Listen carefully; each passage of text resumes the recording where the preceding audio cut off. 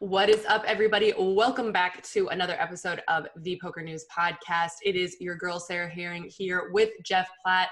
We are down the Big C, all formerly known as Chad Holloway, because he's tired. And actually, let's just call it like it is. We're all tired.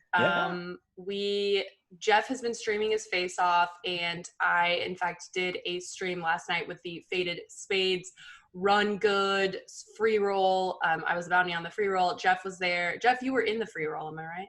Yes, I was playing in the Freeroll. Who got your bounty? What was your bounty? Mastodon 480 or something like good that. Player. Maybe. Yeah, really, for sure. And like right away from the beginning, I knew like I'm in trouble here. And I chose what I thought would be the worst bounty, and then I called it the best bounty would be number 2, I think, maybe 4, I can't remember. And that was in fact the Xbox, which I think went to whoever busted Joey. Yeah, and PlayStation, but pretty much same thing. Yeah, whatever, some sort of gaming console. Yeah, you know what I'm talking about. Right. And mine was like it was one of the worst ones. I'm just gonna say it's fine. It was one of the lesser ones, like a hat or something. I don't know. Well, we had a good time. We had some cocktails. Yeah. You know, you had some wine going. Yeah. I had several cocktails. My husband, even this morning, my child woke us up at 5 a.m. and my husband was like, "Did you get like a little drunken mouthy?" And I was like, "Of course, of course I did." He's like, "Did you say anything you're gonna regret?" I was like, "Absolutely not. Absolutely not." You're a pro at this. Yeah, and it's just super easy. And also, yeah, I probably did. I'm sure I did.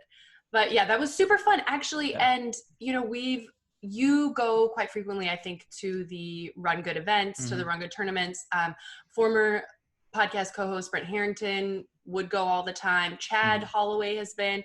I actually was really grateful to just be included in that, because I kind of have this sense that RunGood is like a great place, tournament, you know, company to be involved in. Yeah, I think the community that Tana Karn has created has been exceptional. It's been really good for poker. Jamie Kerstetter is yet another RunGood ambassador. We saw Boston Rob, the Survivor legend, in the mix last night. He's great, and they just create such a welcoming environment. I know you all were talking about it on the stream and your favorite topic, women in poker. But RunGood, the RunGood Poker Series really does do really well as far as drawing more women out to play. I mean, women are like 20% of their fields when they're like 5% of yes, really. That is no exaggeration. Wow. 20% of RunGood tournaments. That's amazing. Yeah. So whatever they're doing, we need to just copy that model everywhere else. Yeah, copy and paste. Yeah, boom, easy. Although, let's get real, that's one of those things where it's like sometimes a small community or a smaller group where you can make something work. Once you try to, you know, expand it, it's like that's exactly why it doesn't work that way. Sure. You know, you want those spaces that feel like everybody knows your name. Although it's interesting because so you guys, today on the show, we have both Tony Dunst and Roberto Romanello, two just awesome poker players and buddies. And Roberto Romanello talks a little bit about his experience on the EPT, which, you know, it's true. When I very first started, there was this core group of people that went on every single EPT stop. Yeah. You would just see this same, you know, crew of people always there, from both the media and staff to the players. And that did sort of start to shift somewhere, I would say maybe like 4 or 5 years ago. And he said that a lot of those people have moved to party poker, actually, and that he feels like, you know, one of the reasons that he enjoys those stops so much is that sense of community that you get from seeing the same faces and knowing the same people are going to be there. And I thought that was an interesting point, maybe, that I hadn't considered as much, like how important it is to see the same people. Like, why is that important? We need new people, fresh people. Isn't that what it's all about? But that there is something to knowing who you're going to see and the staff knowing you and stuff that makes you feel more comfortable, I guess. It's interesting you mentioned that. I mean, of course, as a party poker ambassador, he's probably a touch biased, but you do get the sense from the millions of events around the world that, again, there's just this sense of community There's a more positive vibe surrounding it. I mean, like we sensed during the PokerStars Players Championship when they had that 25K in the Bahamas. That was, you know, almost a whole new world, and the EPT has maybe fallen a bit behind Millions as far as creating that vibe, but maybe they're on their way back up with the addition of these Players Championships every year. So everybody's doing good things. And then, Sarah, who knows when live poker comes back, you know, next year probably, who knows what GG is going to do. Yeah. I mean, GG completely taking over the poker world. So you can only imagine that, you know, they'll step into the US and that they'll step into the live poker scene as well. This is what I was thinking, though. It was interesting because I can remember just 2 years ago, everyone was like, dude, party poker's taking over. That's it. They're doing all the things that poker players want. You know, PokerStars needs to watch out. And then now here we are, you know, 2 years from then and saying, okay, GG is like the new game in town. This is what's happening. And it's just so refreshing because I genuinely, there was definitely a point there probably 4 or 5 years ago where I was like, dude, nobody's ever going to touch stars. And then to just see just competition, just like good competition. It's been great for everyone. And actually, I was even thinking maybe some of how they're doing so great with this sense of community at Party Poker might also be, you know, a good overlay just sends the community in a happy vibe. True. I mean, they had an overlay in the Bahamas for a decent amount of money, I want to say. So you got to go to a resort, the newest resort that the Bahamas has to offer. Mm-hmm. You got to chill, you got to play poker, and they threw money into the prize pool. Yeah. I mean, that's kind of the dream combo. Yeah, that'll get you going a little bit. Yeah, I'm definitely with you. Well, you guys, like I said, we've got Tony Dunst on the show talking about his second bracelet. We've got Roberto Romanello talking about his Triple Crown. Tony Dunst, in fact, now is also on the hunt for the Triple Crown. Once you get a couple bracelets, you need a couple Triple Crowns. And we actually talked about this. This is an interesting question. So as these other, you know, poker powerhouses sort of emerge, Tony was saying, do you consider, say, if you won an Aussie Millions, is that on the level with, say, winning an EPT? If you win one of these Party Poker Live big main events, is that, so basically the question is, can you fill the EPT spot of the Triple Crown with one of these other ones, or do you fill the WPT? I was like, I don't know, dude, right now I feel like the Triple Crown was decided as one of these three things, but this was before the poker community sort of shifted, I guess. I don't know. Yeah. I think we have to debate this at some point. Yeah, that's a really good question. My short answer to my opinion for that debate is if you look at the field sizes, the buy-in sizes for Party Poker Millions events and for the Aussie Millions events, and you compare them to EPT, they line up pretty well. And sometimes Millions fields will draw more players than an EPT main, especially some of the smaller EPT mains. So I think this should count in some form or fashion. I don't know, but that Triple Crown, like you said, it's prestigious. It was defined. I don't know. Because then too, is it like, do you fill the WP? Is it like for sure a WSOP bracelet, and then the other two events can be just like two other big events? Or it's interesting. Yeah, we gotta have the debate. Yeah. Because you just naturally think of WPT, even though it's World Poker Tour. It's like, okay, you got to come into the US and win a big one, you know, along with the WSOP, and then you go elsewhere to win an EPT. But now WPTs, it's certainly all over the world. I don't know, something to think about. Yeah, and because even like speaking to Roberto, he won his WPT title not in the US, and right. I don't know. So we'll put it out there for debate, you guys. Maybe this might even be one of the like a great subject for an article where, you know, players can weigh in and we can you know, become the de facto source for what, you know, what's a Triple Crown. We'll figure it out for you guys. Don't worry. Well, we've got, of course, a bunch of bracelet winners to talk, but the poker Twitter world has been in an explosion in the last week or so, and I feel like it makes sense for us to kind of get into this juicy stuff first, and then we can go through some of the winners and also, obviously, to these awesome interviews as we get to those bracelets. So, Jeff, first of all, we spoke a little bit last week about our iTunes reviews, right? And I was talking a little bit of trash to someone who probably doesn't listen anymore, so who cares, right? Whomever it was, let's see.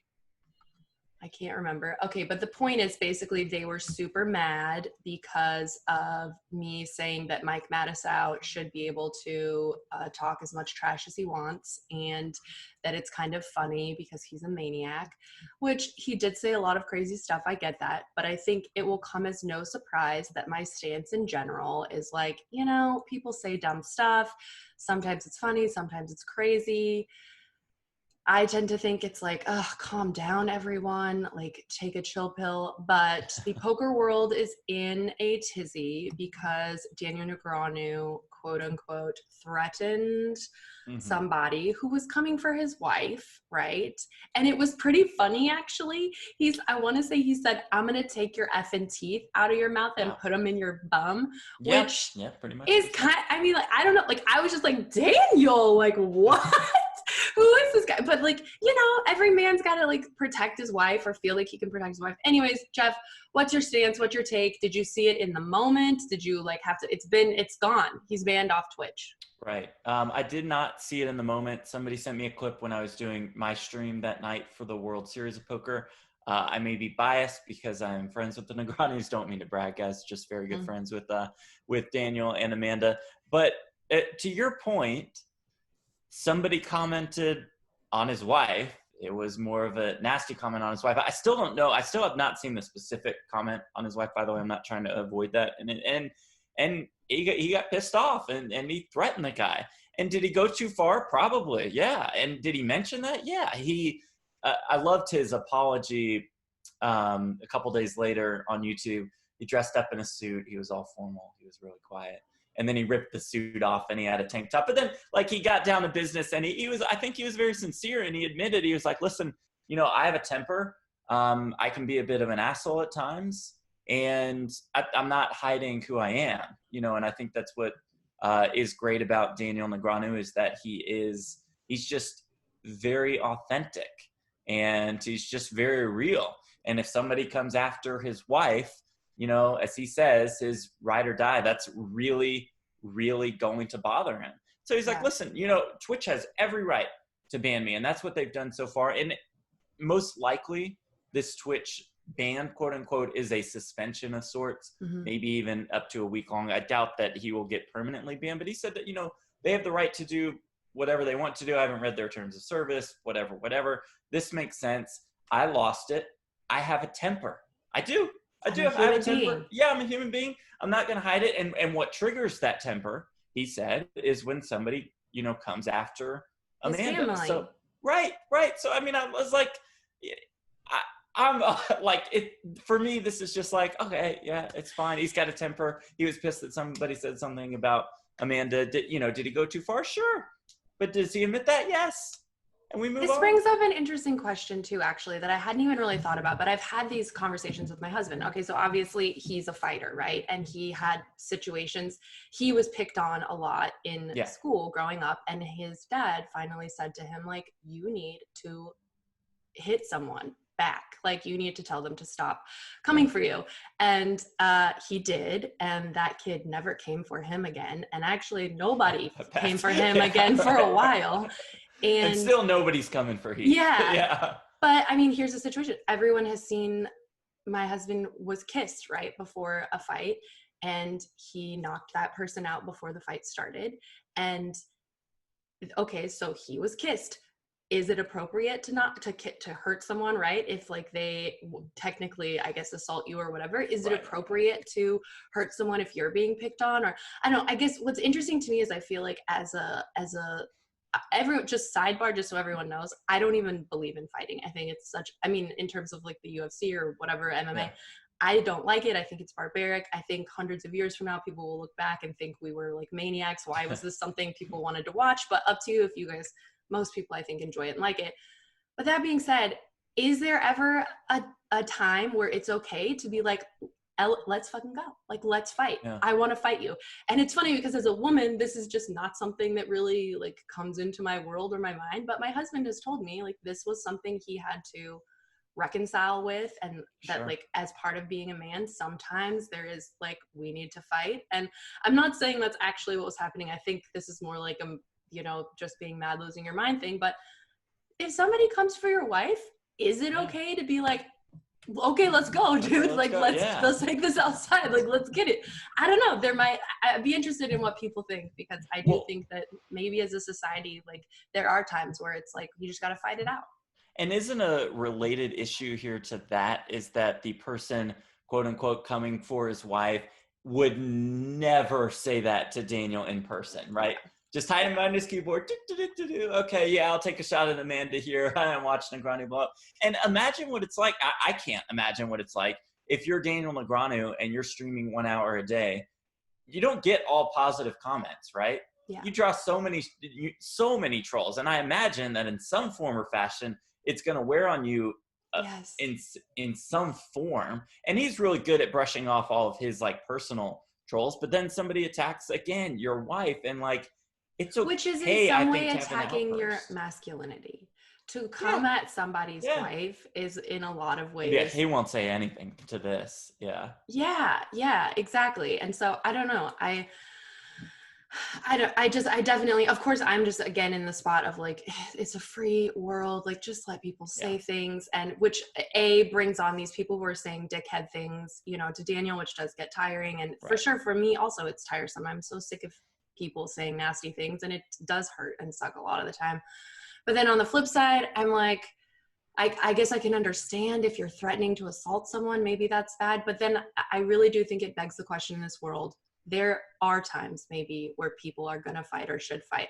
Maybe there aren't, but like, maybe there are. And it was something I really learned from my husband. I was definitely I just was a pacifist. I grew up a hippie. I just thought like, there's no reason ever to fight. And I changed my mind a little bit when I met my husband, and he explained to me that sometimes as a man, like, there are just things where it's like, and also as a man, you sometimes have to learn to shut the F up, because like, maybe you will lose that fight, and maybe you should just not say the thing unless you can like back it up. I don't know. There's a lot of trolls and keyboard, you know, whatever they are now. So I think that's probably an unpopular opinion. I think they would rather say nasty things, but never actually have to like back them up. Which leads us into one of our other sort of dramas in this sort of same vein. So everyone knows that I'm a big Ryan LaPlante fan. He is someone that I just, you know, I see as a person of integrity, but also a person who's just generous with his time and with his knowledge, and has been, you know, I think brave in a lot of spots. And do you even know, how did this even come out from 7 years ago? Well, right. So this started with Ryan, or I think somebody sent a clip to Ryan of Robert Kuhn. He's busting balls on WSOP.com. He's a guy we've seen plenty on the WSOP.com leaderboard for Player of the Series. He's been streaming every day. I think his channel is Poker Guru 740, something of the sort. And so he used a slur, the F word, to describe gay people, obviously a word that should not be used. Somebody sent that clip to Ryan LaPlante, openly gay. Not that you have to be openly gay to dispute. Right. And so Ryan attacked Kuhn for saying that word, you know, which I mean, I think he should. I don't think, you know, anybody should have any kind of tolerance whatsoever for that word. And then as part of that, you know, back and forth, somebody comes in with, well, hey, let's look at Ryan's posts from 7 years ago on 2+2, where he used racial slurs. Dude, and the internet. Yeah.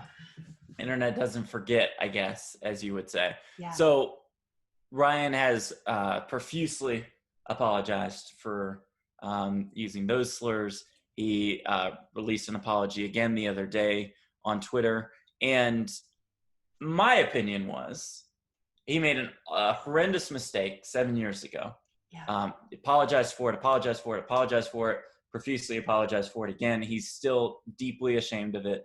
As he says, he, you know, 100% regrets it. I don't think that mistake should prevent him from calling out Robert Kuhn for his mistake a couple days ago.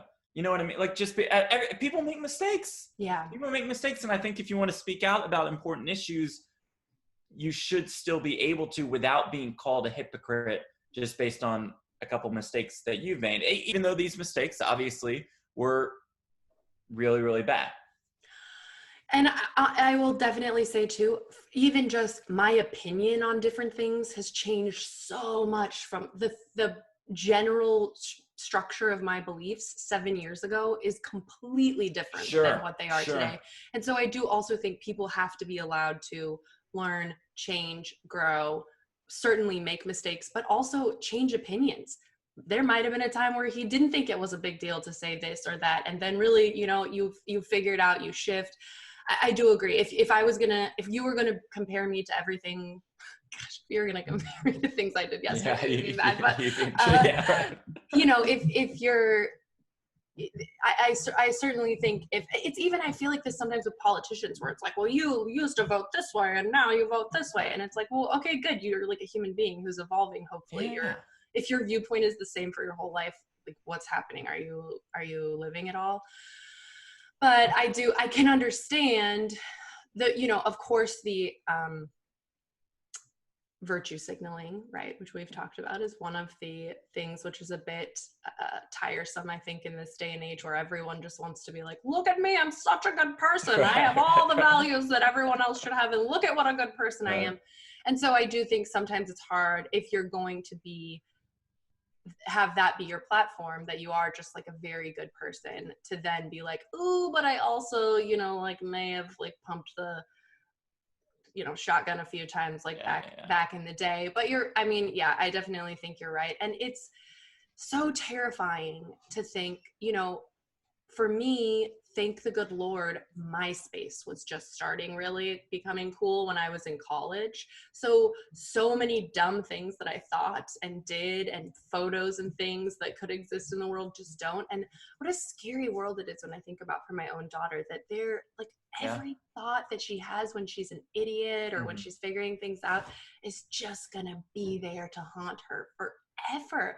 And as a society, we are going to have to at some point like reconcile with the fact that you're going to be haunted by your digital past for the rest of your life, right? How do we like figure out, we're going to have to figure out how to let go of that, I think.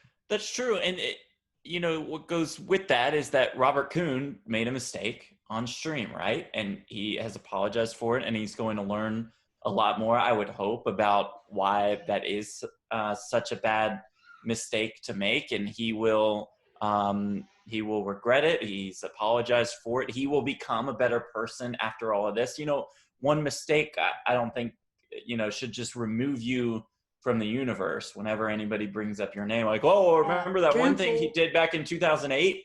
Yeah, canceled. See ya. I think you should be allowed to make mistakes as you like you said, adapt and evolve in this world. How you even said, you know, I think there also needs to be a small amount of additional consideration given for being on stream, which is even last night, just trying to look at the chat and play and be on stream, I was like, this is super, super hard. And there's a certain amount of adrenaline anyways that just goes with playing poker. There's a certain amount of adrenaline that goes with being on camera. I definitely can see how it's very easy for things to come out that had you, to be honest, been writing, that you probably wouldn't have written, or that you wouldn't even, I'm sure for Daniel, there's definitely been, I think, moments people had on stream where it's not their normal typical self. These are like fight or flight moments for, you know, people who maybe don't understand, because it's a lot easier when you're watching and typing.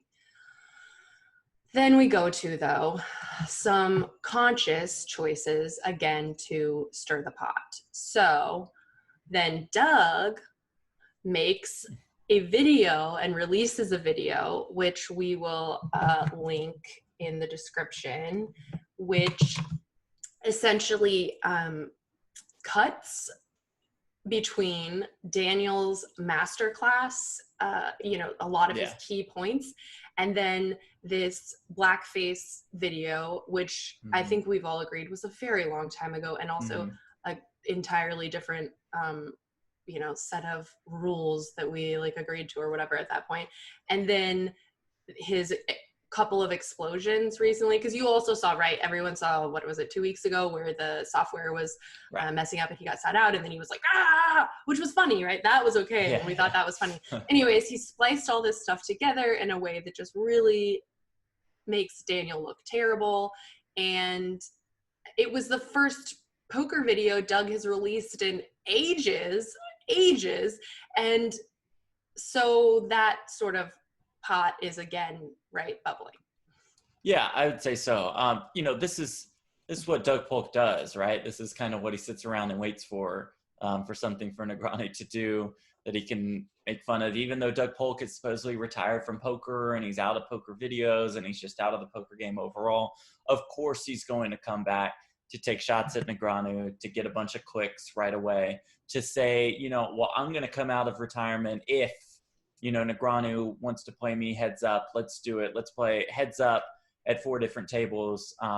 Let's go. Let's do this. Which, of course, like, Doug Polk is one of the greatest heads up, no limit hold'em players in the world, especially when you would consider multi-tabling online. So I'm not sure how fair of a battle that is. But for the first time in a while, Negreanu and Polk have kind of sort of started talking to each other, at least indirectly, on Twitter. Negreanu responded to Doug saying, I want a 25,000 hand, 4 table, heads up, no limit throwdown, let's go. And Negreanu says, okay, so I'm clear.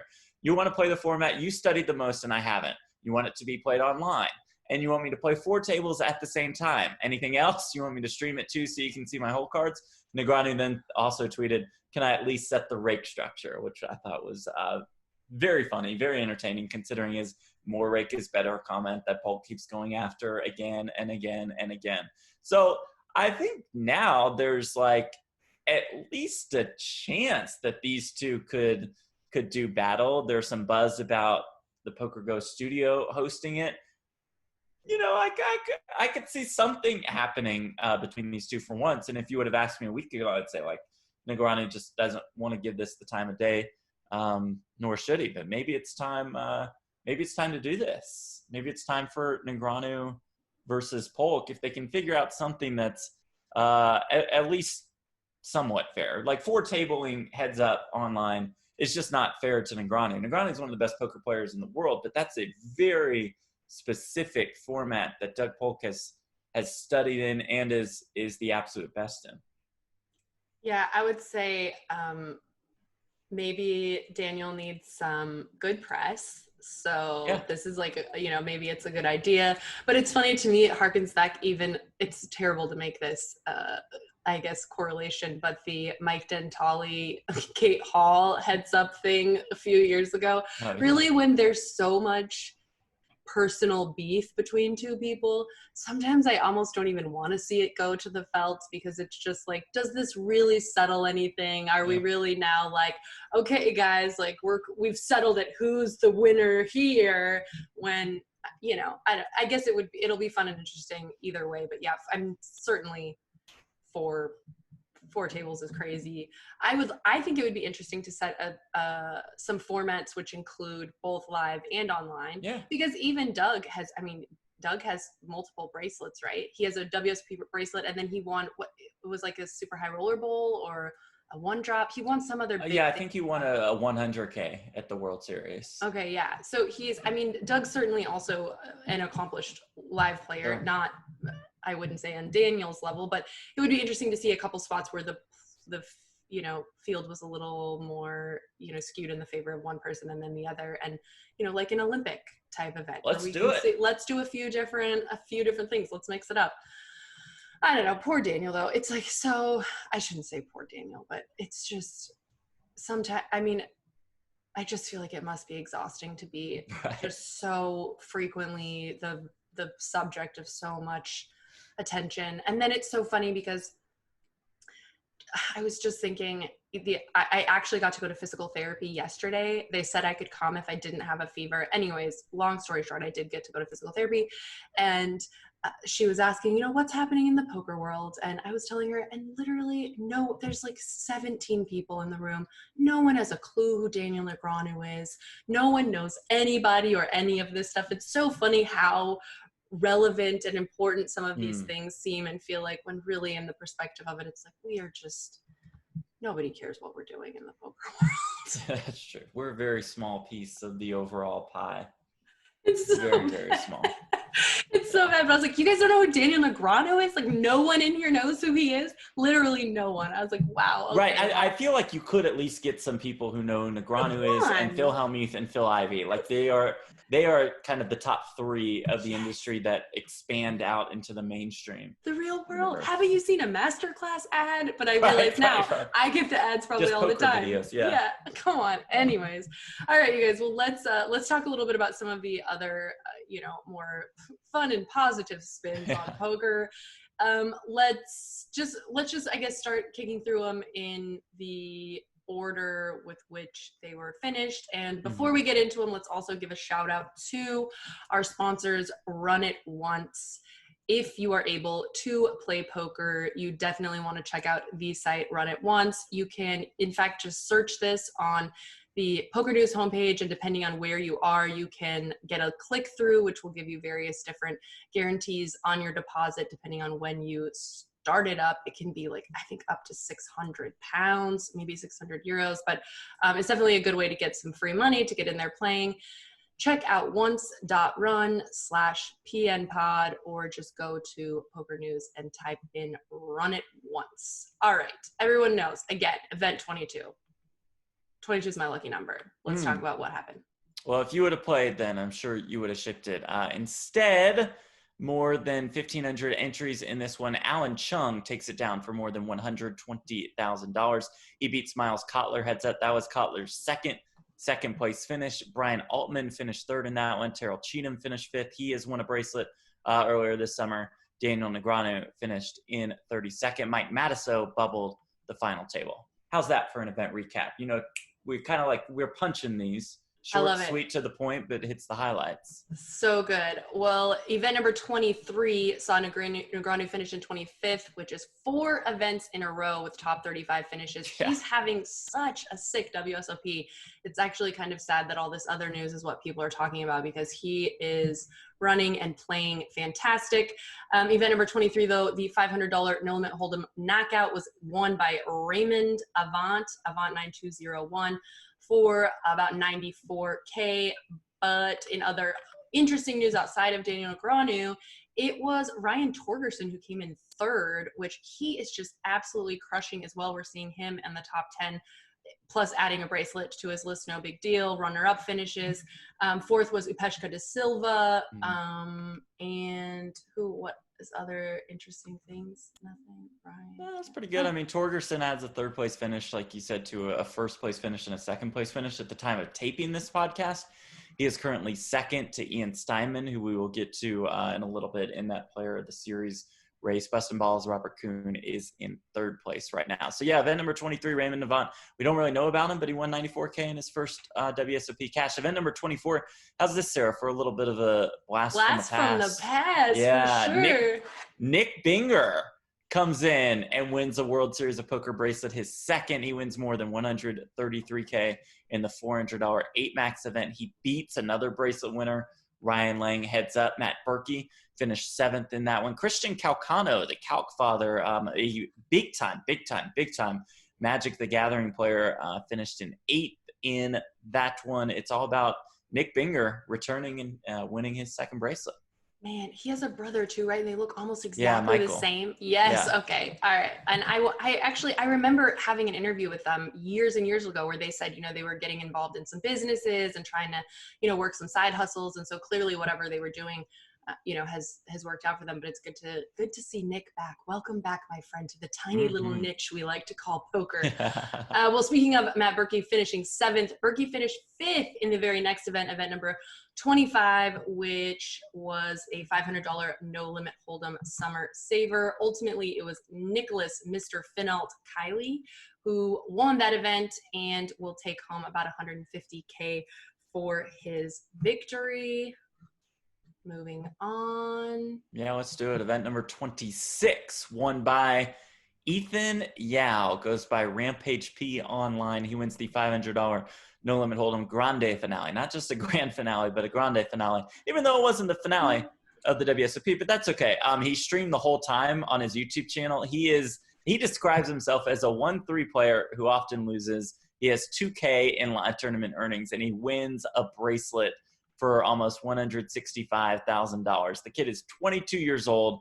His phone's blowing up. He was more concerned about breaking the news to his mom that he went to New Jersey to stay at an Airbnb to play in the World Series of Poker than he was winning the bracelet, which is quite awesome. Good for him. That is just an absolutely massive score, and to stream it the whole time, and have that reel the whole time.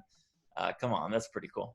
So sick. Well, this next bracelet, in fact, I wasn't following all of the live reporting coverage, but I did see the winning moment on the Twitter. Yeah. It was great. I'm loving these winning moments, and actually I'm trying to compile them. I'm going to put out a bracelet for you guys, a video of these bracelet wins for you guys, so you can sort of see a little compilation of these moments. It's one of the things we miss, obviously, not having all of the coverage live. You don't get to see those moments where people win, which is just what this game is all about. I mean, those are the best moments. So having your buddies there to shoot it a little bit and show us has been one of my favorite parts of this whole online poker experiment we've been doing, I guess, WSOP online experiment. Ian Steinman won the bracelet. It was his first bracelet, and his brother posted this video of him winning, which was fantastic. He will take home a little more than $110,000. Apparently he was former WSOP.com online player of the year, which I feel like I really didn't pay much attention to this. I didn't even know this was a thing. We're so busy always with WSOP player of the year and keeping track of the points and keeping track of the points being messed up and all the different things revolving around player of the year. I think I failed to really give a lot of recognition to the WSOP.com online player of the year. So that's something I will definitely be paying more attention to in the future. Yeah, 2016 online player of the year. And I couldn't tell you any other online players of the year besides last year. I think Pollock's won it. Christic Gifford. So maybe also it needs to be an award that gets a little bit more PR on the WSOP side. They make a couple more announcements about that, maybe build up the hype for the race. But congratulations to Simon. I mean, that's just awesome. And then, Sarah, last night, the 1K Omaha high-low 6-max, that was won by William Romaine for more than $110,000 for his very first World Series of Poker bracelet. He adds that to a second-place finish earlier in the series, so it's an incredible series so far for him. Big story in this one, Norman Chad finished in 13th place. Norman Chad making a run at it. Norman Chad almost getting his first World Series of Poker bracelet. Somehow, some way, Sarah, Norman Chad runs deep. Wow, love it. And I see Erica Lindgren was in the money also, and I've seen her quite a few times in the money during this series. So it's good to see her back at it and doing well at the same time. All right, so I feel like since we are still on this side of the pond with everything, it makes sense to throw to our boy Tony Dunst to talk about him winning his second bracelet, to talk about the WPT Online Championships, to talk about, the naming of the Mike Sexton Cup, all things Tony Dunst. Let's just go ahead and get him on the show. What is up, everybody? Welcome back. We've only been off air for about 4 minutes, but this is an interview I have been very much looking forward to for, I guess it's been like a week now almost. Tony Dunst, you're looking extremely sassy over here. You've got a tan, you've got this smile. I'm like, what? This is like a Tinder profile pic. What's going on? No, I'm just relaxing in my backyard. I got some, I got some sun this morning. I've been playing a lot of tennis out in the desert heat lately.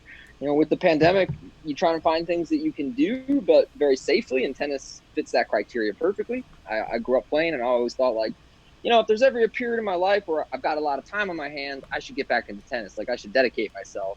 And the last few months have been it. Wow. Okay, so you're one of the people who's actually doing that. I was just having a conversation with someone who was saying, man, I really thought if I ever had time in my life, this is what I was going to do. But it turns out what I was going to do was just binge watch shows or whatever. It's not me. I haven't been doing that either, but I want to say kudos to people who are fully enjoying this free time. No, thank you. Yeah, I'm the worst. I'm one of those people who gets boxed into a corner, and then it's we'll make the most of this situation, But that's, that's always been my mindset to try and be very adaptable. I actually think that's one of those things that tournament poker teaches you, because you'll be going along great for like hours and then some horrible misfortune will happen, and you really have to be able to sort of steady your mind and be like, okay, well, this is my situation now. I need to make the best of it. I'm still in this, attempting to win or maximize the value of my chips. Like, let's just get it. Yeah, that's really true. That is really true. And it's interesting, even my husband, coming from a professional fighting background, told me that one of the best lessons that he learned in playing poker was about learning to just never be mad, right? Never get mad at a situation. Always learn to just keep your head down, keep it chill. That he was able to utilize that in poker better maybe than in fighting, but it is key and essential in almost everything in life, I think. There are so many of those things in poker that are lessons, I think, that could transition to life. That goes into Maria Konikova's book, though, and a whole nother I was just going to say, I'm really looking forward to reading her book, because I've been just kind of like mashing poker into my face over the last like 2 months and everything since she's come out with it.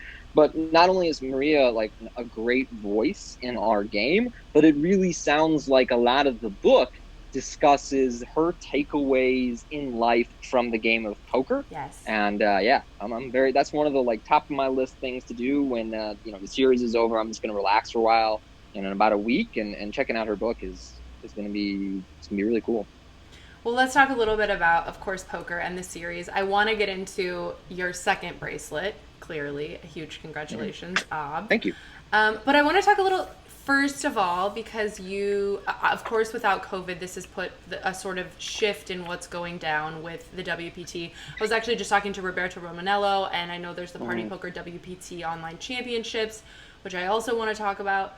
But for you, your job, your life, your plans, can you talk a little bit about sort of what your expectations were for the last, 3 or 4 months, and sort of what it has looked like instead?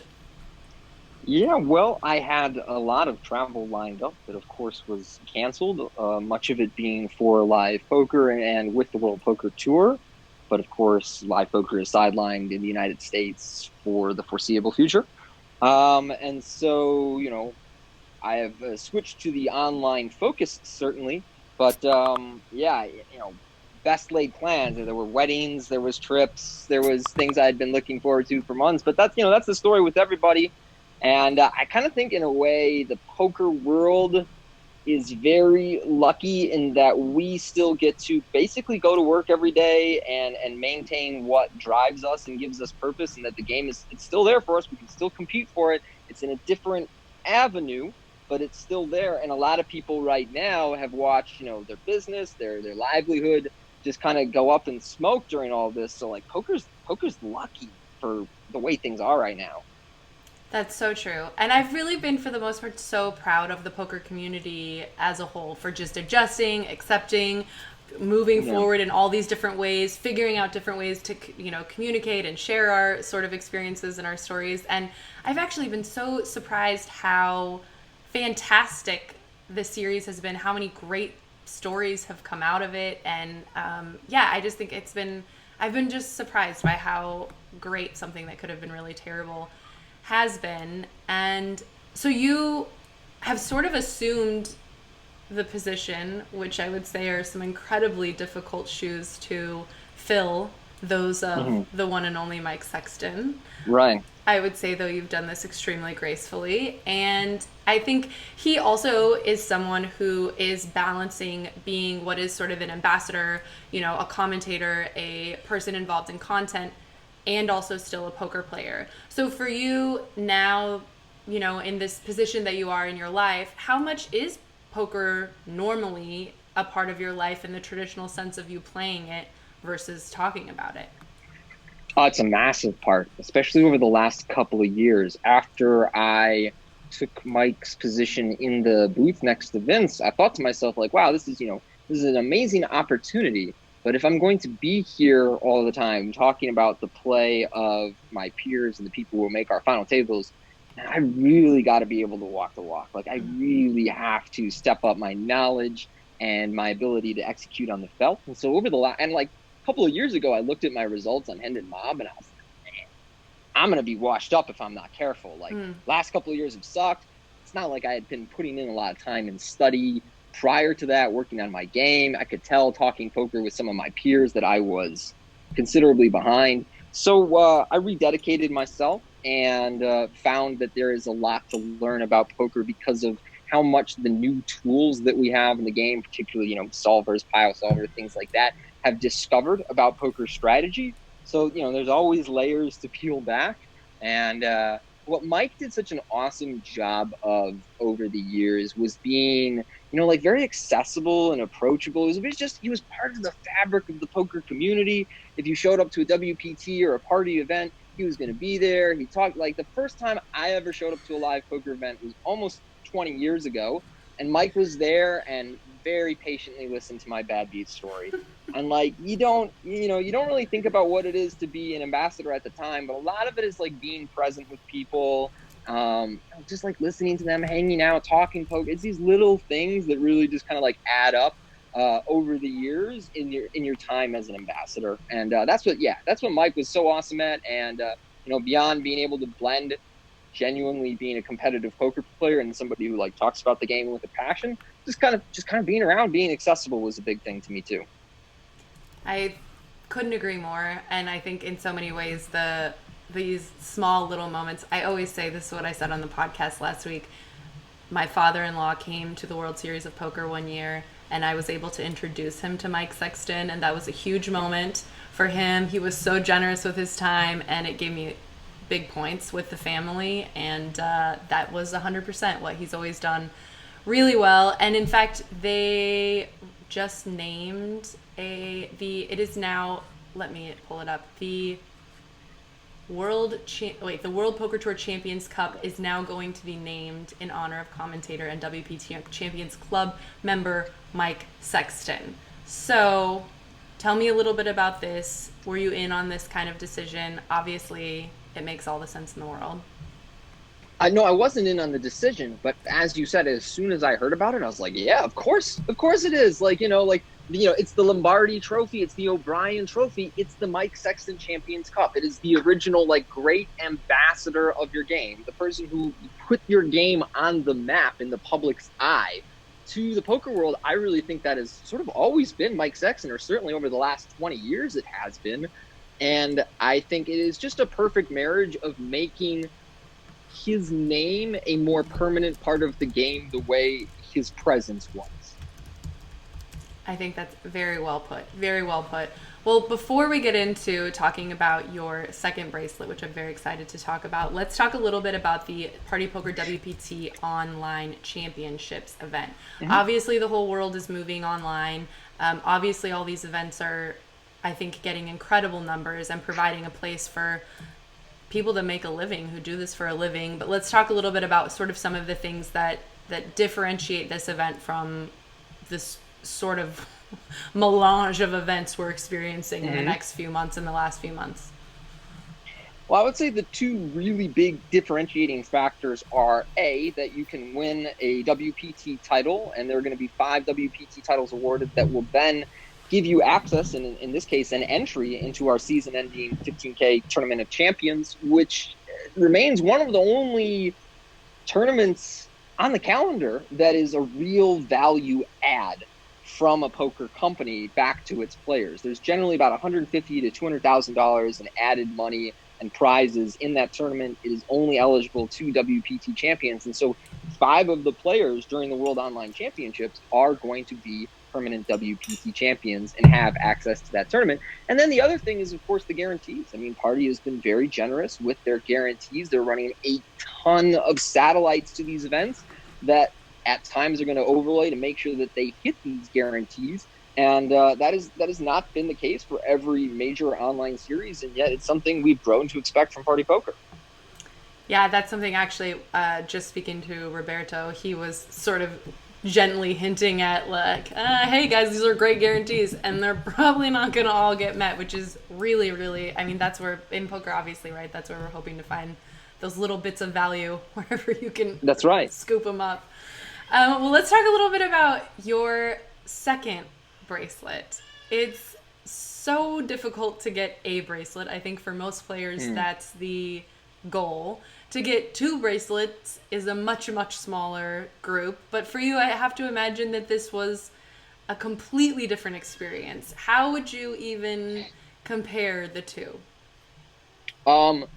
Strangely enough, from a meaning standpoint, a significant standpoint, this one means more to me because I came up online. To me, online poker is it's like the gold standard of if you're gonna cut it at the height of poker, you have to be able to beat the best at online poker. That's where it's really played out, as big as the live arena is.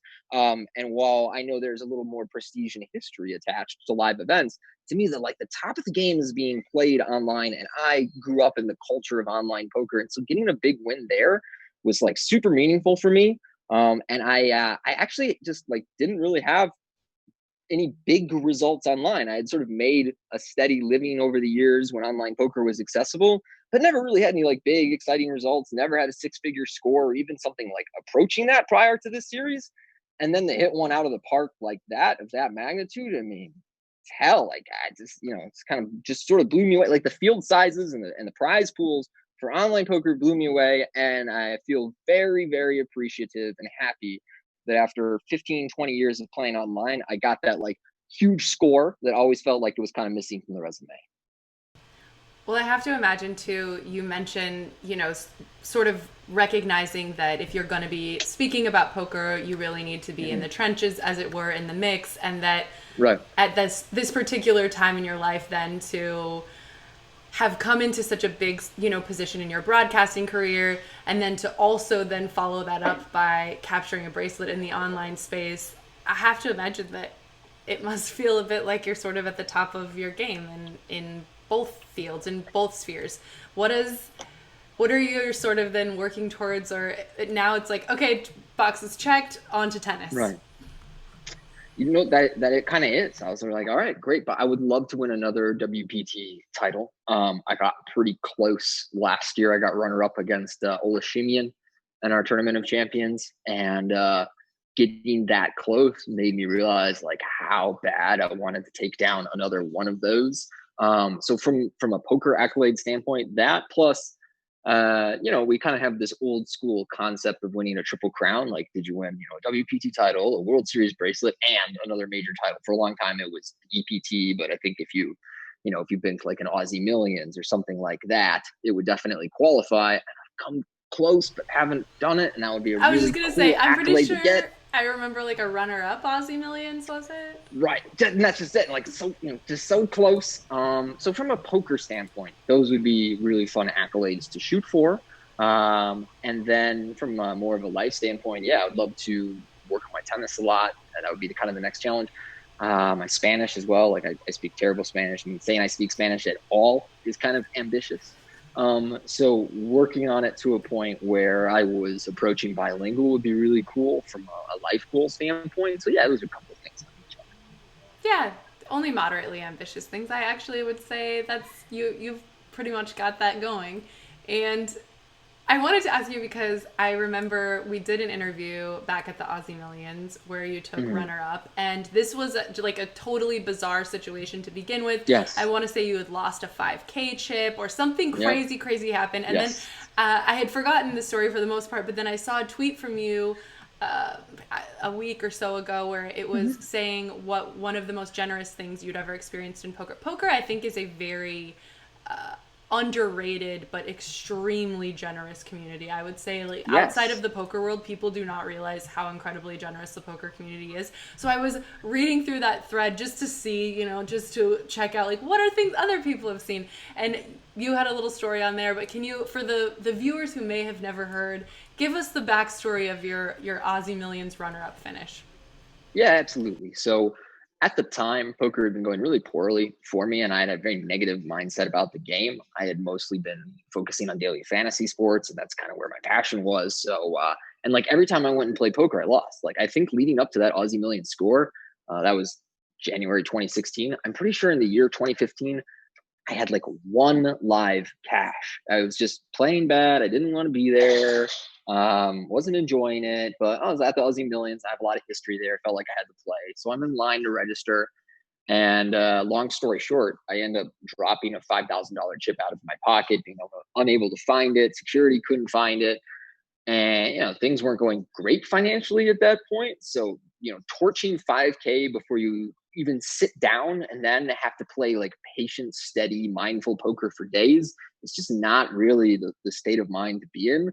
So I just left. I was like, fuck this. I just left and just went about my day. And Timex, Mike McDonald, had purchased 50% of me in the event up to that point. And he was reaching out to me. He was like, listen, it's like one of the best events of the year. If you don't feel like risking anything at all, I can just put you in and you keep like, what was it, like 85 or 87% of your, or sorry, I would keep 85 or 87%. And it was basically extrapolating the markup he had paid to a point where I was free rolling in the event. He was like, just so you know, that's an option. And I was like, yeah, I'll think about it. And it kind of went about my day. And now it's like 9 hours later and I'm a little bored and a little intoxicated. And, and I texted him, I'm like, yo, is that offer still good? And he was like, yeah, sure. And I was like, cool, I'm going to lose your money. And so I show up, I play a little bit of poker, win some hands, show up the next day. I 2 out somebody in a huge pot. Now I got a bunch of chips. And by like day 2, day 3, mentally, you're in a very different place. You're settled in. You're thinking like, yeah, I might only have, 15% of myself in this thing, but 15% of 1.6 million Australian is still a lot of money. So keep going. I make the final table second in chips. And Timex said, well, look, you really appreciate your work in this. I'm just going to give you 2% of yourself. Like, I know how this all played out for you. This sucks. Appreciate your work. Here's 2% of yourself at the final table. Good luck. And that 2% ended up being worth about $15,000 US.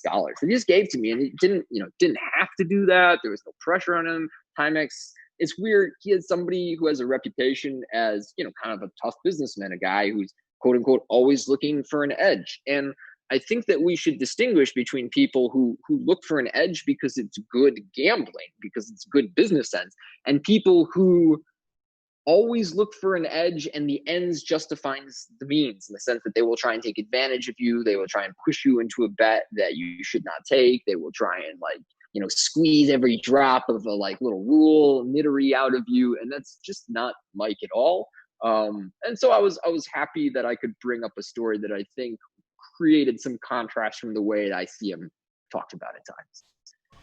I couldn't agree more. And I actually think that's so interesting, because that's one of the sort of baselines with which people judge the poker community is, these are people who are always looking to, edge you out or, figure out angles or whatever it is, when in reality, it's just the way to make money as a professional poker player is to generally make an intellectually intelligent choice, right? Yeah, how to not make losing bets is something you end up being trained in the gambling and poker world, and I think was something really stressed amongst the online generation, because we were using tools where it's like, okay, you play hands and then we put it in Poker Tracker and we put it in all these tools, and then we find out definitively whether that was a winning or a losing investment. Yeah. And then we need to create winning investment habits. I see those personality traits very present in poker players, but this sort of lingering reputation for being like shady people always looking for an angle has not been my experience in the poker world at all.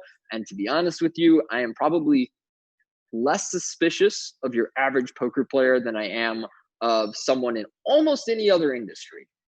That's me. Completely agree. Martin Seamus wrote a book, I want to say 2 to 3 years ago, Martin Harris is actually his name. Seamus is his nickname. But sort of going through the history of poker, especially in popular culture, and just sort of showcasing how in most cases it's the media which has really shaped and defined this idea of, he went back through old magazines, old newspapers, different movies, and just more often than not, I mean, almost 100% of the time, it's sort of created this idea when the reality, couldn't be farther from it. And I agree, because it is an industry that so much has to police itself, these people are generally people of incredible moral standards and great integrity, because that's the only way to really, I think, exist and survive in this game. And I'm going to let you go. My daughter's already losing her mind. I can hear her just partying in there. But I want to ask you one more question. You mentioned that you were playing a lot of DFS during this time when you were at the Aussie Millions. Is that something that's still a big part of your life? I approach daily fantasy sports from a recreational standpoint now. I think back then there was a surge in popularity in new players coming to the games and sites giving away promotions or putting on events that had overlay, plus everyone was new. So there was sort of a gold rush era. But if you look at the rake in most daily fantasy sports contests, it is very significant, often about double what you would encounter in a poker tournament. And so for most players, I think that makes DFS a losing proposition, or at best a neutral proposition. And unless you are amongst the very best, it's not something I would approach from a hoping to make money standpoint. So there was that period where I was able to, but I doubt even if I really committed myself that I would make any kind of significant money at DFS anymore. Now I just kind of play for fun. If I bank a tournament, great. I think it's an awesome, fun gambling product. But it's just me punting, so I have something to enjoy while I play poker now. And the poker seems to be going very well for you anyways, so who needs any more of that? Keep up with, we need the Spanish, the tennis, we've already got plenty of ambitious goals, and the poker is going well for you. Well, I hope the live poker scene again too, of course, takes off so that we can see you ship maybe an Aussie Millions or maybe one of these Party Poker Lives, an EPT, whatever it is.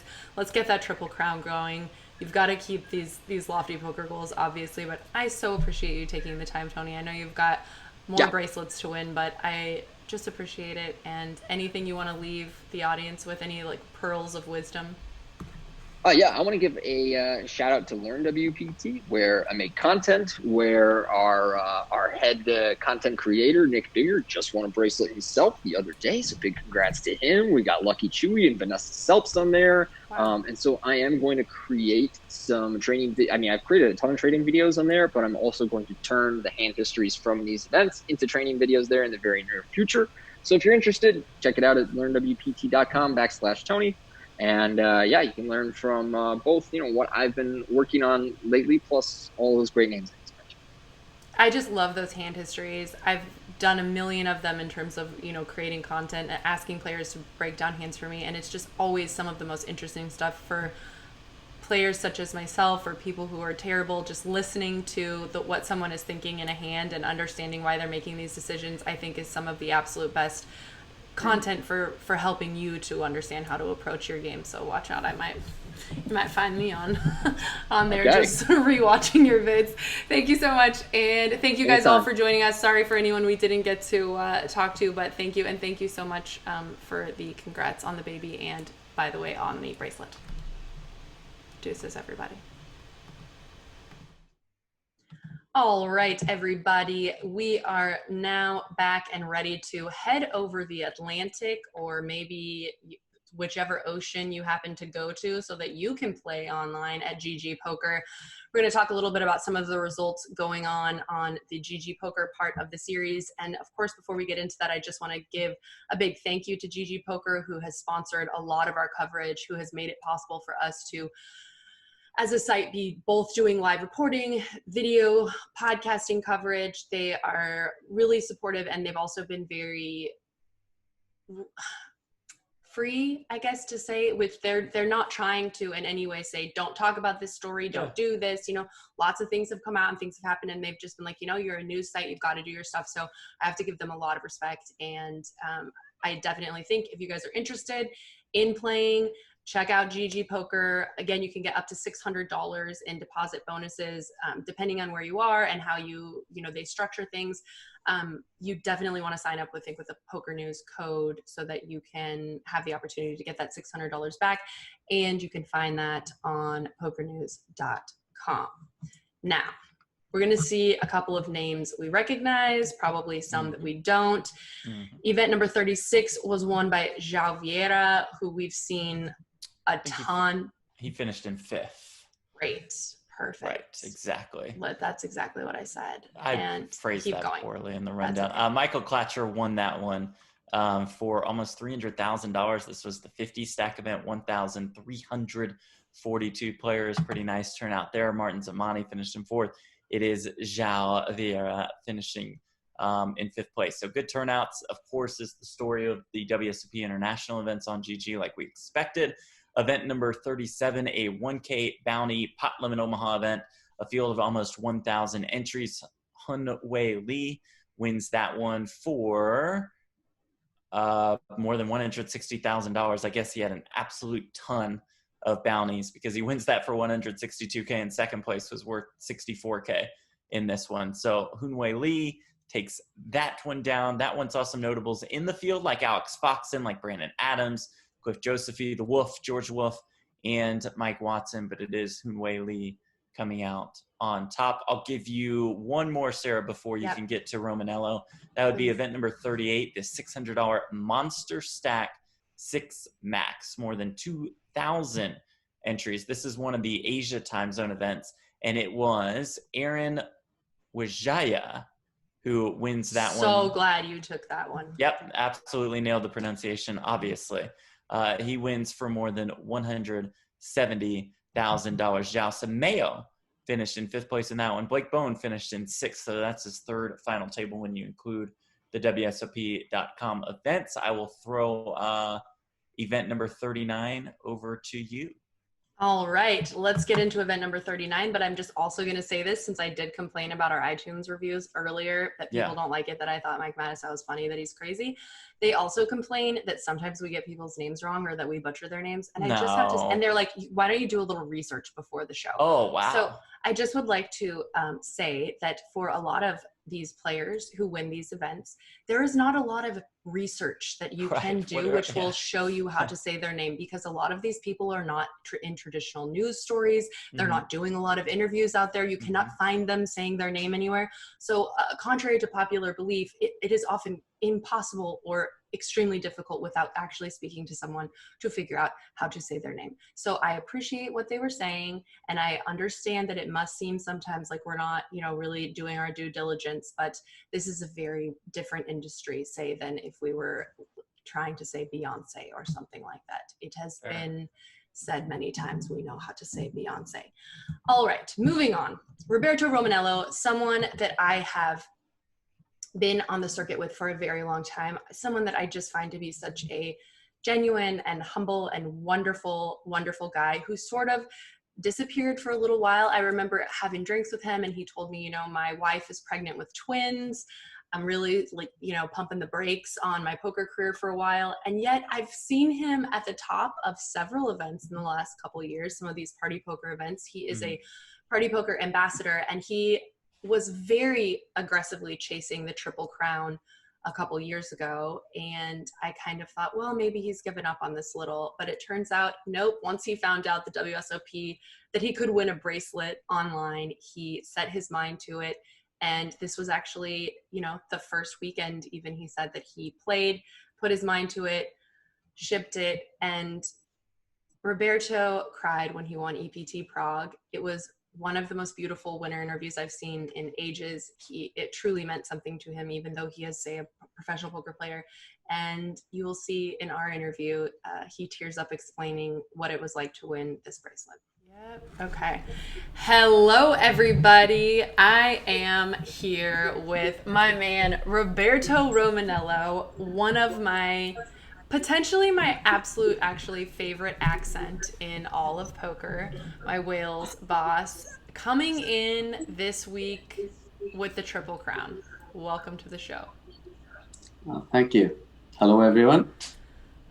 So since I last saw you, I actually think the last time I saw you, you either had just had the twins or your wife was just about to have the twins. So before we get into life as a Triple Crown winner, I first want to just catch up a little bit on life as a dad and a poker player. I think this is, being in the generation kind of that we are in the poker world, this is something that a lot of people are sort of, if not embracing, that they're starting to realize this is probably the next step in their life. And it can, I think, be a little bit difficult to manage the fatherhood with the crazy poker lifestyle. So just talk to me a little bit about what the last few years have been like for you. Well, my life just changed completely. I mean, and for the better, obviously. My absolute world, everyone, the family, just changed everything, turned everything upside down. And me being lucky enough to still balance and still play a little bit of poker as well. So I'm blessed in that way. I mean, being with party and having the family around me, and I've just got the right people around me, my wife. I'm being lucky in that sense, you know, having family businesses behind us as well. So it's still pretty much relaxed when I play, and still play my own game that I've always wanted to play when I do play. But yeah, the twins are just incredible. Very busy, and it's not easy. It's very tough. But like, I wouldn't change it for the world. It's just incredible. Well, it's interesting. You mentioned the family businesses, which I know you were in the old fish and chips trade. You've got business people behind you. That being said, being able to be a Triple Crown winner and to have been able to have sort of spaced things out the way you have, it's very clear that your game is still right there where it needs to be, and yet you're saying, you know, you've got your mind sometimes on other things. You're a father, you've got businesses.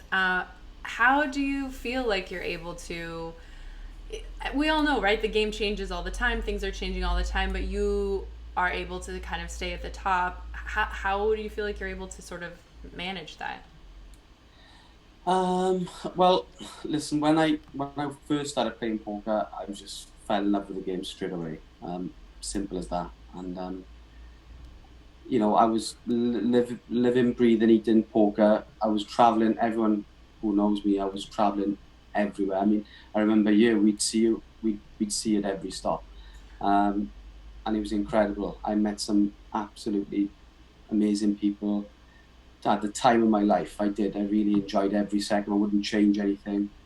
I was lucky enough with my wife, Catherine, you know, we had a relationship. She always supported me, let me travel. And yeah, when I was playing constantly every event, and I was doing well, and I was constantly up there. Lucky enough to win some major events along the way back then. But you know, that's what I wanted, and that's what my goal was. I just had a buzz for major events, and I always have, and I still have now. When I play a major event, it just something special comes out to me, and I just have that drive to win and to adapt when I need to. And then I started getting older, and it wasn't fair on my wife. I felt like the time was right for me to settle down. And that's when I decided, look, I might have to take a little step back. I wanted to get married. I wanted to start a family. So I did take them steps back, you know, and I wasn't on the circuit at all like I was. It was just, you know, very in and out here and there. And I got married, and luckily we had children straight away. And it's just, everything changed. I used to be in love with playing EPTs. I'd be at every stop. They were my number one, you know. And the reason I was in love with the game is because the EPT stops, they had, you know yourself, they had the right people around the stops. PokerStars had the people representing, the people there to greet you, the people there to, and they would invite everybody, you know. It would be different people, qualifiers. It would be like people, they would give everybody, they'd always have time for all the major players who were traveling, and just made it special. And that all sort of like disappeared and fizzled out. So at the time that I was changing in my life as well, so I was like okay with it all, you know. And then I sort of started taking a step back with the marriage, the kids, and then I was lucky enough to be asked to join party. There was the right people around it back then, who wanted me to come on board, you know. Rob Young was there, and you know, it sort of brought out the spark back out to me when, although now I'm married and children and I'm full on with the family life, the only stops I've done in the last few years, very rare. I went to Vegas to play a party poker event, the Millions in Aria, and I ended up being talked to stay for the main event. I had to change my flight. They said, "You're here now. You should play." Like all poker players do, they convince you've got to play. You're here. But apart from that, I've only been playing party poker live events.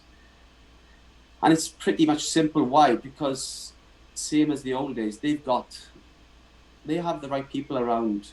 That you look at the people who are around there, they're the same faces. They're the people that you've made friends with over the years. They're there to do the things, to greet you, and I just enjoy being around the right people. Simple as that. And it makes me want to play the game. It makes me want to go and play these live events, like I used to. And so I've just been focusing on those events and nothing else really. So, and that's why I haven't been grinding the WSOP for the last 5-6 years, and I've only been in and out very rarely, just for 1 or 2 events, and because things have changed, and that's it really. And it tells you all about basically the team around Party Poker. They have Rob Young has those faces around him. It's not by chance that they're the same faces that have been around him for years, because they're happy there, and they all have a trust, and they know what they're doing. It's like a sort of family. Well, it is family, I suppose, to him when he has around him, and it does make a difference, and it's made it nice for me to go and play, and me being lucky enough to be on the team. And that's obviously, I'm very gifted in that sense. I'm very, I appreciate that. So, and there's a lot of great players out there who are put a lot of work in the game, and it's so tough to get onto it, a sponsorship or a team, and it's just so tough. So yes, I'm very grateful that them opportunities are there for me. And I mean, yeah. And then obviously the online thing came along, and with the WSOP, and I just thought, I've got to take a shot at it, and try and get that Triple Crown. It was in my head that I thought, I'm going to give this a good shot. And lucky enough, it was on the first Sunday, It's just weird, the drive I have for something when I really, really want it. And I think, what better place to do it when I'm at home, and give this a shot, when I'm happy and just perfect. That's so interesting, though. That's something I wanted to ask you about. First of all, Chris Mormon in the chat said, hey, man, I know it was important for you to get the Triple Crown, and, you were going for it for a while, so super happy for you, buddy. And lots of other people in the chat just saying, congrats.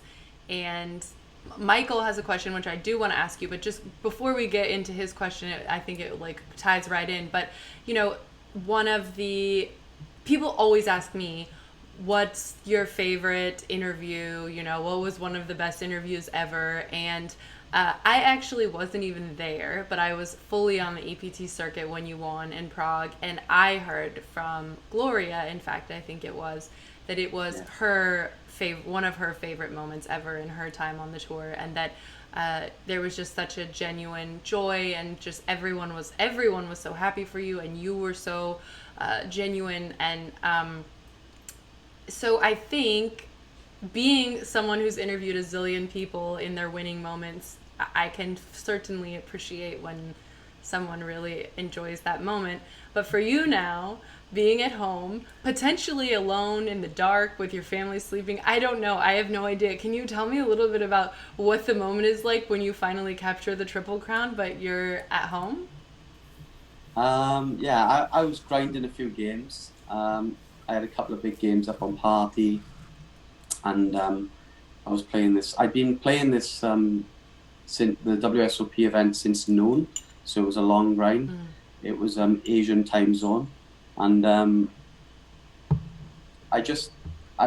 knew I started going deep, and but that happens a lot in tournaments, so you still don't get excited. I was just playing, and I was just in a good place, and I have been playing a lot. I'm still learning loads online. You know what I mean? It's not my strongest game. My strongest game is live for sure. And but it was just the final moments. I was on the final table, and I just remember I just started to, as I always do in tournaments, just started to switch gears, put a lot more pressure on my opponents, and I was on my own here in the poker room. This is my poker room where I am now. I have quite a good setup here, and my wife and kids were in bed already. And I did mentioned to you earlier, the kids sleep all night, right the way through. Like, they're such good sleepers. Never wake up I can't even remember the last time the kids woke up and disturbed me in a poker session, or my wife had to come down if something's wrong. But I'm not lying. This is the truth. And the little boy, Frank, he's exactly like me, and Maria is exactly like my wife in their ways as well, like more in their ways, the way they are in general. And all I remember was, like, I've played I just cut it short. I just played the final hand, and I was like, yes. And I was sitting there. And next, all I could hear was like somebody coming down the stairs. And I was like, my wife carried my little boy. She said, "What's going on? Little Frank is restless." So like it was just so weird that he was restless at the exact time that I won the tournament. They've come into the poker room, and like we were all there and we were hugging, and he was totally tapped in. And it's just weird. I got a tear in my eye now just thinking about it. It's just so weird. It's just like I got goosebumps. It's so crazy. And I would never, and people who know me, I would never lie about this. It's exactly how I said it. It's like he just came down. Yeah, and he was just hugging me, and it's incredible. It's really nice. It's so amazing when you see sort of like the full circle. That's how it happened. He was hugging me, and he was like tired, and he was just like tired and resting on my shoulder, and I was just like slipping there. You're like, and it makes sense that I would win the bracelet with my family. Just crazy. Literally with my family, which you could never, if you were in Vegas, never have that moment. Incredible how. And he never, I can't even remember the last time he'd ever come down. It must have been like about a year, when he was so small, over a year ago. Never disturbed me. It's so funny. Incredible. Oh, it's so funny. But I fully believe that too. I fully believe that there's like this, deep connection that's totally inexplainable, but so obvious that you can't ignore it. I just knew something was up. I was like, so crazy. And the moment would have been so much different if you were completely alone. I mean, I'm sure it would be great in another way, but to be able to share that with him is such a unique experience. Yeah. I had a couple of friends railing me, and I know one of my brothers was railing me. My other brother didn't know anything at all. And then I got my dad, who didn't know anything at all. Usually he's like, he asked me a few questions, like, but this night nobody said nothing to me. But one of my brothers did, and he didn't say anything, and two of my other friends did. And then then when it was over, obviously then they were phoning me, and it was like, and then when I put the message on the family group to my brothers and my dad, and it was like, wow, like, just like I put the picture up, and I just said, look, I just won the Triple Crown and the bracelet, and it was like, and they were just ecstatic. Yeah, they were chuffed. It was nice. It really is such an incredible accomplishment. I mean, it's a very small group of people that can say that they've done that. And this situation was so unique, I think, for everyone. And actually, I've been so surprised at how great it's turned out for the poker community. Actually, it seemed like, oh, so sad, we can't all get together and play anymore. But somehow it's ended up with a lot of, I think, really incredible stories and a lot of moments that we never would have had. And this leads me to Michael's question, by the way. He said, if COVID-19 didn't happen and the WSOP was in Vegas as usual, do you think you would be prepared mentally the same way and be able to play as well as you did in this spot? Well, like I said, I knew in the back of my mind, I've always wanted to. I mean, when I just won EPT Prague and WPT Bratislava, you can imagine my goal that year and the year after. It went on for like 2 or 3 years. My drive was just like, let's get this done. Do you know what I mean? And obviously it's tough. I think, I'm not sure how many final tables I had. I know I had like a couple of thirds. I had like a good, I'm not sure it's over 5 finals or maybe more. I don't know. But I come close a couple of times. It's just tough in general. I was only playing Hold'em events. And I knew, obviously I was easy about it when I got kids and I'm married, and obviously my life changed, and I'm like, I'm cool about it. I'm so chilled, I'm not like, I wasn't chasing it as hard as I used to. But at the back of my mind, when like all this was happening, and I'd been playing a lot of online, so like I'd been like getting a lot of games in and getting used to it all. And then when they announced like it's going to be online, I was like, okay, this is probably a better chance of me doing it now than ever, because I don't think I'll ever grind the game. I mean, I wouldn't say never, but the chances are 99% I'm never going to be grind like I used to done 8-9 years ago, where I'd be there for 7 weeks. So what my chances, I'm thinking, are better now, to give it a shot. And I thought, you know what, I'm going to play a few games and see what happens, and then it happened right away. So, but if it didn't happen, the answer to the question, the back of my mind is always, each year I'm thinking, I don't sort of like plan things out, but if I get a shot to maybe go for a couple of weeks or go for 10 days, like the last time I planned on going for 5 days, I ended up staying for 7-8 days.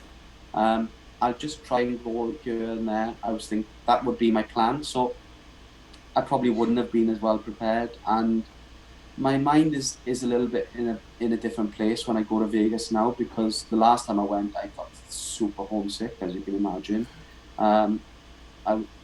The moment I bust the main event, all I remember was just straight to the hotel, packed the case. I knew there was a flight going like in an hour and 10, and I was just like rushing taxi, and I made the flight home. Yeah, so I couldn't wait to get out of there.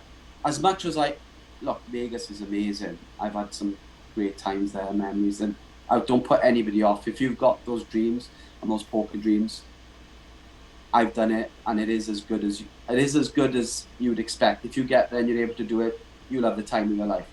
I mean, I had the time of my life with the right people around. I had some unbelievable friends around me. I was lucky enough to be in that group. We had some wicked times. I mean, at the best times in my life out there. Playing poker.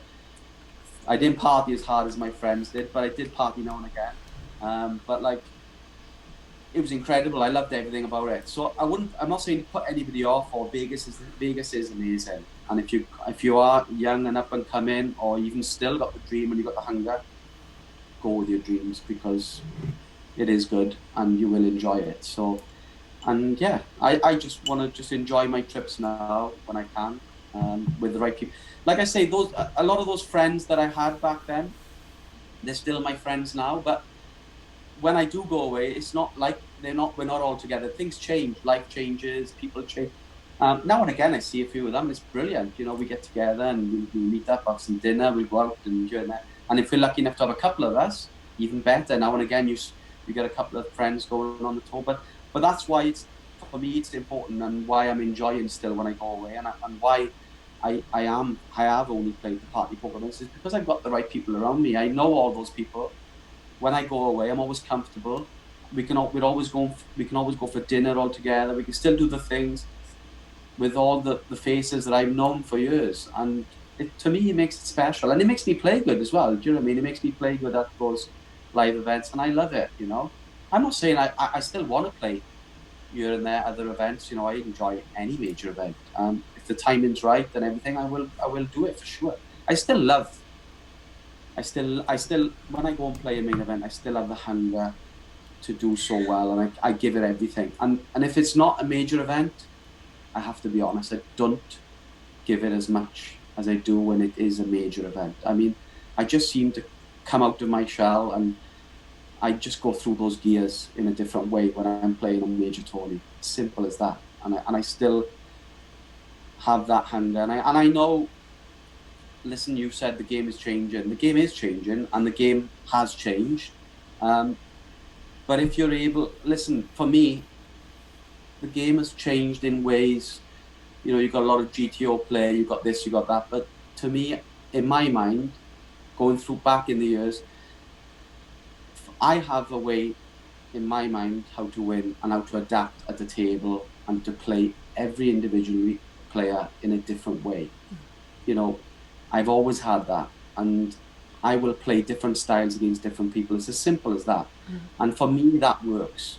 And I would never knock these players who are playing a lot of GTO style, because they've done some of these guys have done some fantastic results. They're amazing players, and I always look up to everybody who's doing well, because that's the way you get on in life. You look up to what they're doing and stuff. But you know, I don't knock what they're doing, because they're successful. Simple as that. But I will adapt. And for me, I've always played some sort of GTO style in my head for a long time. Going back in my head, you know, I've done it to me, I feel like I've done it for years, because it only works against, for me, it will work against certain players, certain styles. I don't need to, I will use different styles against different style of players, simple as that. And I still do that now. And the more you know, even when you play online, you get to know some players, the way they play and this and that. And then it just grows in you. And it's just like the live skills that you use, then you use that on certain players online. And basically that's what I've always done, and it works for me. But then these GTO styles work for those guys, so it's good on them. You know, everybody's different in life, and that's why the game is beautiful, because these different scenarios come up in the game and different ways of playing hands. A lot of people say you should play. To me, there is like, obviously there is the basic stuff. Yes, obviously you should play this. It's pretty standard to play certain hands, but sometimes hands you can win I win monster pots different style that I'll use. I'll do something completely out the ordinary, but it works for me, and I can win those pots doing my style. And I've always done that, and I know in my head it works for me, and as long as I'm playing, and it doesn't matter what level. I've always been fearless playing at any level, and it works basically for me as an individual. I think that's pretty sound advice also, and actually it's even funny in thinking about, quote unquote solving the game, but humans are so like unsolvable really in so many ways. And so it's almost as long as humans are this, huge component of the game, that the solvability, I think, is a bit relative. But I know you have to go soon, and I have another interview, and I don't want to be a jerk and be late, but I want to make sure also, before I let you go, and especially now that we're all really playing online now more, the WPT is having, in conjunction with Party Poker, right, an online championship event. So talk to me a little bit about, I don't even fully, I think, understand sometimes the partnerships between WPT and Party, or what the championships are going to look like, but I do know there's a lot of like buzz and hype around it. Yeah, I mean, they run the festival. They had a partnership when COVID was on with WPT, and it was incredible. They had the numbers, the way they run them. I love the way they did all the real names. For me it's perfect for me, because that's what I'm all about, the live game, and it gives it that specialness as well, and it gives it that, so like you can see it's very fair when you're at the tables, the way it is, none of this, it is who it is, and I think it's brilliant, and it worked, and they've obviously done it, they're doing it again now. It's a lot tougher with the competition out there with these big festivals elsewhere, but they know that, and they've acknowledged that. But again, it does have that for me. I'm not just saying it because I'm with Party, but it's got that touch of class, and you can see it's come from the back room where it's come out, and what they're doing. It's got that finesse. They've got that. They interact with all the players, and you can see it comes out. All the big players, you can see how happy they are to interact with the people at Party, WPT. The WPT brand again is just incredible. The people behind it, they're very solid. It makes sense because there's two big brands there, and they just gel so well, obviously, because the integrity of the game and everything. It makes a lot of sense, and it does work. As I said, it's tougher. The guarantees are tougher. There's some value in the games. Some of the guarantees are missing. So I would say get on there and get in the game. The games are great. The guarantees are big. So and it's just, you can trust it. You know what I mean? It's real, and yeah, it's just great. It's a great festival. They've got all the games going on there. It reminded me. I saw that the WPT for this event, and I think for several events actually, that they're partnered with Baccarat Crystal, and like Hublot. I don't even know if that's how you say it, but some fancy watches. And it reminded me sort of what I, like when I first came into poker and all these, Yeah, you know, that exactly. you were Remember, getting yeah. watches and Shambhala bracelets and, you know, that there was all these really kind of bougie partnerships. And trust me, it makes a difference. I always wanted one of them bracelets. I remember traveling back there. I used to get there and it's like, I'd be looking in the cabinet of the watch and I'd be looking at I'm like, if I could have that bracelet, like you'd wear that. It was like, it was funky, yeah? Yeah. I'm like, yeah, I'd wear that. And if I'm on the tables, like, I'd be like, yeah, I'd look quite cool in that, you know? But that was part of like the hunger and what we had going on, and yeah, it is good, you know? Yeah, I think so too. And I completely see what you mean in terms of just taking care of everyone, the staff, the players, just sort of maintaining this energy and this vibe that's less about like how you can squeeze, you know, a few more dollars and more about how you can provide an environment that feels good for everyone. Because I think ultimately you get more dollars that way. Yeah, and it's the only one out there at the moment doing that. And like Party Poker are, you know, they're good at that. And like I said, they're the same faces every time. And it tells, when you see the same faces, the same staff, you know, the same people around, it tells you everything you need to know, really. And that's it, really. Because when you see faces in out, you know something's wrong. Yeah. But the whole system is looked after throughout, and it's got a great, you know, it's built rock from the bottom very well. Do you know what I mean? It's like good. My favorite thing about the party events is that they always have like the player lounge, which has free alcohol and food almost all the time. Yeah. Just saying, no big deal, but that's just a nice little bonus perk that I've enjoyed. All right, I have to get going. So do you, Roberto.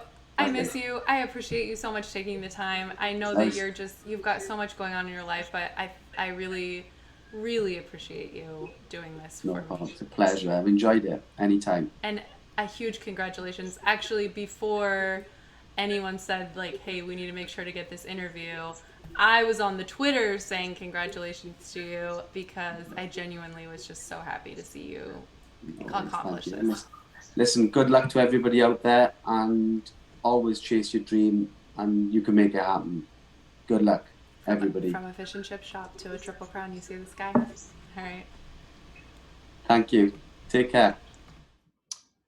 All right, there he is, Roberto Romanello, the winner of event number 39, and just an absolute class act. I'm a big Romanello fan. I hope he has some more success this series. Simon Lofberg had some success this series. He wins the $2,500 Pot Limit Omaha event for more than $224,000, 532 players. No surprise to you, Sarah, that in a Pot Limit Omaha event, the winner is from the country of Sweden. It's either going to be Sweden or Norway or Finland in these Pot Limit Omaha events. Andreas Torbergsen from Norway finished in second place. Leon Sukernick, how about that? Leon from King's Casino finished in fourth place. So just another good turnout, another big prize pool, another big top prize headed in the direction of Simon Lofberg. And good to see Shingis Satubayev also in the mix. Nailed it. Somebody else is his nickname, but I think it's going to be very interesting to see. So when I did a tournament stop in Sochi last year, trying to go through all the names was actually something I did a video of, trying to get people to say the names. But as a lot of these countries sort of open up and people get more excited about poker, as poker continues to grow, and say Azerbaijan, Kazakhstan, we have a couple of Azerbaijanis who follow the circuit, Kazakhstan, some of these other countries, I'm going to be very excited to see our job just continue to get more and more difficult on that front. But I'm also really excited to see some of these countries jumping in the mix. Yeah, I mean, the GG feels, the WSOP International field, this is a truly international event. It feels a bit more like the World Series of Poker. If America could get its act together, legalize online poker, blah, blah, blah, it sets up pretty nicely for the future. A couple other events have reached their final table. That would be event number 41 and 42, the Colossus and the PLOSsus, however you want to say that. Those final tables will take place this Saturday. I will be on the call with the great David Williams. We'll be doing those broadcasts from the Poker Go studio. They will be available on GGpoker's Twitch channel, I believe, and probably a couple of other outlets as well. So looking forward to that. And we are all caught up, Sarah, on the World Series of Poker. How about that? So good. I did make a video last week, I want to say, end of last week, calling the Colossus and the Colossus as certainly the best value. I think in at least the last week of a tournament, starting with 50K and starting chips is just so nice at the price point of what I think it was $400. Yeah. It's, you know, you can definitely play a lot of poker. I think it'll be super fun to have you guys be commentating on this event. I expect to see a lot of really good, interesting poker. And I love that, Jeff, you're able to really effectively call No Limit Hold'em and PLO. Way to go. Yeah, you know, a true expert. I mean, and PLO, Sarah, I make no mistakes. I mean, I'm always, you know, ready to identify the hands, boom, just like that. Yeah. Really never make any errors in PLO. Yeah, so thank you for acknowledging that prowess of the great game of pot limit Omaha, as Joey Ingram would say. Four cards, always more fun. Also, I miss David Williams. We don't see him around all that much anymore, so it's good to see him. I'd be interested to catch up. I know he's got all kinds of stuff. He's got his hands in all kinds of things. And in other news, the high stakes duel is going to be premiering tomorrow, starting with Antonio Esfandiari and Phil Hellmuth. Yeah, this show is cool. This is a really cool concept. So Thursday, 9 p.m. Eastern, 6 p.m. Pacific, from Poker Go, free to watch on Poker Go. You don't need a subscription to tune in. Antonio Esfandiari versus Phil Hellmuth. They are each putting up $50,000 for this one. Now, let's say Antonio wins this. Antonio wins 100K total, obviously. That 100K is effectively in Antonio's bank. If Phil wants a rematch, he would have to put up $100,000. Let's say Phil put up the 100K for the rematch. Let's say Antonio won again. Antonio now has $200,000 in his bank. If Phil wants a rematch, he'll have to put up $200,000. Now, let's say Phil does not win a rematch. Somebody else can come in and be like, okay, Antonio, let's go. I got $200,000. Let's play. Let's say that's Phil Galfond. Galfond beats Antonio. Galfond has $400,000 in his bank. So somebody will have to put up $400K to challenge Galfond. This could, Sarah, could potentially result in a round 8 matchup, which is as far as this would go, worth $12.8 million. Now, it might not get all the way there, because if somebody wins 3 straight matches before round 6, or if they win 2 in a row from round 5 onward, they are allowed to walk away. Also, if nobody receives any challengers for a certain price point within 30 days, then that person who is at the top, who does have the current bank, just gets to walk away with the money. So the potential is there. So we don't just get Esfandiari versus Hellmuth heads up, which is going to be awesome because of the amount of needles that Antonio throws Hellmuth's way. We don't just get the A-team, Ali Najad and Nick Schulman on the call, but we potentially will see some heads-up matches for a lot of money on the high-stakes duel on Poker Go. I just hate that you call it the A-team. Don't sell yourself short, Jeff. Thank you. Don't sell Sarah. yourself short. Good Lord. And I did see, I don't know if you've noticed, but I have been way more active on Twitter. I'm trying to make a Twitter video. I have not noticed. Okay. Well, the most interesting things that have been going down on Twitter. Yeah. For about a week, I've been checking Twitter most every day. Yeah. And I noticed this morning, okay, it wasn't this morning. It was like 5 minutes ago. Okay. Nick Schulman tweeted out that he's going to be doing a sit down with Antonio and Phil before they play. Oh. What are some good questions to ask? And I like Sean Deeb's response here in the middle. He says, ask Phil if he'd accept the getting tasered for a refund if his 50K if/when he loses. So I think you guys definitely, not only is there a lot of money on the line, there's a lot, it's going to be interesting and entertaining. These are both 2 very well-known poker characters who have a lot going on. But I think if nothing else, they're both, Antonio's really into the prop bet life too. So I'm hoping we can kind of work in to the show, into the storyline, some of these prop bets. And I think a lot of people would pay a lot of money to see Phil Hellmuth maybe get tasered for 50K. I think so too. I think they should hold the Phil Hellmuth tasering and save it for the next broadcast, just to hype up the next broadcast even more. Yeah. Who knows what's going to come out of this? I know that these two, while they are friends, whenever they play together, they are certainly bitter enemies, I guess I would say. And Antonio knows exactly what to do to rile fill Hellmuth up. I can't wait for this. It's going to be great. Cannot wait. And we honestly, you guys, I feel like I'm saying this every week, but it's like every week there's just so much stories, so much action going on, so many stories and so much action going on. And it's okay. It's not the World Series of Poker in its traditional way, but I still feel like we're just getting, in some ways, actually, I feel like because it's not this just grind every day, where we're just kind of skimming all the best stuff right off the top every week. And I'm really enjoying being a part of this coverage and just seeing how the poker community is kind of rising to the COVID occasion, if you will. Yeah, I think we made something out of nothing here. And I think the World Series of Poker, who of course takes a lot of heat, but I think they deserve a lot of credit for putting this series both on WSOP.com and GG. And of course, Sarah, it'll make us value the live WSOP even more. So no complaints for probably the first 3 days of the live WSOP next year. And then everybody will probably be back to normal. Yeah, and what I would suggest is next year when we're actually at the Rio doing this again, that we also put all over our Instagram and Twitter in the beginning that we miss pictures of ourselves playing online or doing streams from home, and just say oh, this day last year, really miss being at home right now instead of waiting in line for the bathroom in the Rio. All right, guys. Well, as we mentioned, I get super tilted about the iTunes reviews, so feel free to just go ahead and leave a review in there. If you say something nasty, I'll probably get butthurt and come back hard at you. If you say something nice, it'll probably make me really happy. And somebody came into our WSOP Twitch stream the other day. I think it was Grateful Mouse on Twitch who left us a very nice I love him. iTunes review on PokerNews podcast. So we appreciate that very much. Yes, and he's in the streams and in the Discord and stuff. He's always he's been he's been around for ages. I can remember doing, I can't remember, maybe the Twitch streams 4 or 5 years ago, and he was somebody that I was oh, he should be a moderator. He was just legit. He's a legit guy who's around. Oh, it's pouring rain here.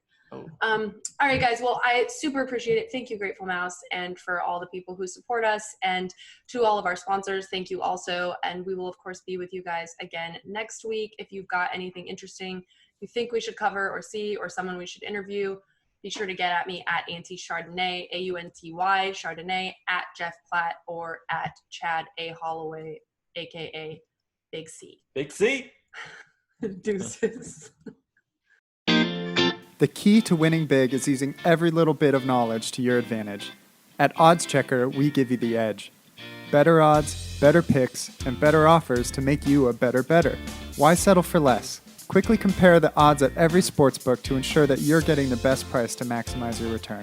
Not only that, but we have experts on every sport, from hoops and football through to soccer and boxing. Our experts analyze the form and study the stats to deliver you totally free picks and parlays. Odds Checker also highlights the most lucrative welcome offers in the industry. If you're looking to open an account, then you are eligible for hundreds of dollars in totally free bets.